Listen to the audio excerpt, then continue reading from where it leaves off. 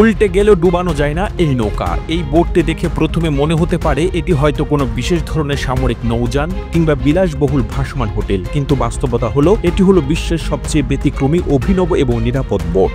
এমন একটি বোট যেটিকে ইচ্ছে করেও ডুবানো যায় না। এমনকি যদি এটি সমুদ্রের মধ্যে প্রচন্ড ঝড়, ঘূর্ণিঝড় বা বিশাল ঢেউয়ের মুখেও পড়ে, তবুও এটি 10 সেকেন্ডের মধ্যে নিজের ভারসাম্য ফিরে পায় এবং আবার সোজা হয়ে যায়। এই বোটের এমন বৈশিষ্ট্যের কারণ হলো এর অসাধারণ গঠন কৌশল এবং নিখুঁত মেকানিক্যাল ডিজাইন। এর ভিতরের ভারী উপাদানগুলো যেমন জ্বালানি ট্যাঙ্ক, ব্যাটারি, জেনারেটর, মোটর ইত্যাদি সবই বোটের নিচের দিকে বসানো হয়েছে। এর ফলে বোটের ভর কেন্দ্র অত্যন্ত নিচে থাকে, যা একে একটি স্থিতিশীল এবং সেলফ রাইডিং, নিজেকে নিজে সোজা করে ফেলা ক্ষমতা সম্পন্ন নৌযানে পরিণত করেছে।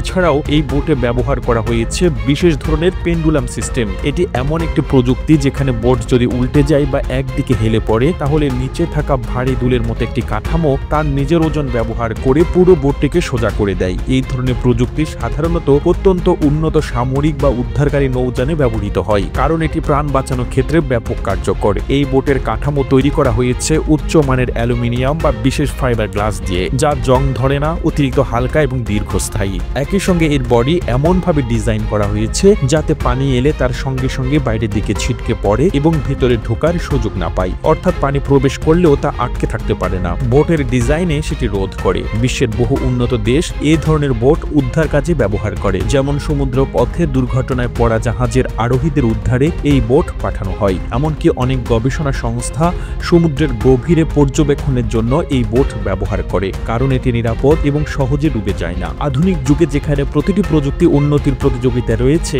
এই বোট একটি উদাহরণ হয়ে উঠেছে কিভাবে প্রকৌশল এবং নিরাপত্তা একসাথে মিলে একটি অবিশ্বাস্য সৃষ্টি উপহার দিতে পারে। এটি শুধু একটি যান নয়, বরং প্রযুক্তির এক জীবন্ত প্রমাণ। এই বোটের ব্যবহার এখন আরো বিস্তৃত হচ্ছে। ড্রোন নিয়ন্ত্রিত নৌযান, স্বয়ংক্রিয় সমুদ্র জরিপ, দূরবর্তী দ্বীপে পণ্য সরবরাহ, এমনকি পর্যটকদের নিরাপদ সমুদ্র ভ্রমণের জন্য এটি ব্যবহৃত হচ্ছে। কিছু বোটে এমনকি সোলার প্যানেলও বসানো হয়েছে, যাতে এটি দীর্ঘ সময় ধরে কাজ করতে পারে বিদ্যুৎ ছাড়াই। প্রতিবেদনটি তৈরিতে তথ্য ও উপাত্তের সাহায্য নেওয়া হয়েছে দূরবীন ডেইলি নিউজ নামক ফেসবুক পেজ থেকে। আর এতক্ষণ আপনারা সঙ্গে ছিলেন বিশ্ব বাংলার। সেই সঙ্গে আপনি বাংলাদেশের কোন জেলা থেকে এই ভিডিওটি দেখছেন আমাদের কমেন্ট করে জানান। আমরা পরবর্তী ভিডিওতে আপনাকে ধন্যবাদ জানাতে ভুলব না। এতক্ষণ বিশ্ব বাংলার সাথে থাকার জন্য অসংখ্য ধন্যবাদ।